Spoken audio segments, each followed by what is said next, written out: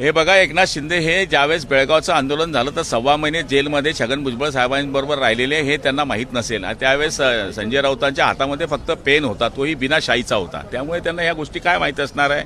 हे नगद आलेलं हे बावलं काही सांगत असेल तर त्याच्यावर आमचा काही बोलण्याचा निश्चितपणे आम्हाला काही बोलावं असं वाटत नाही.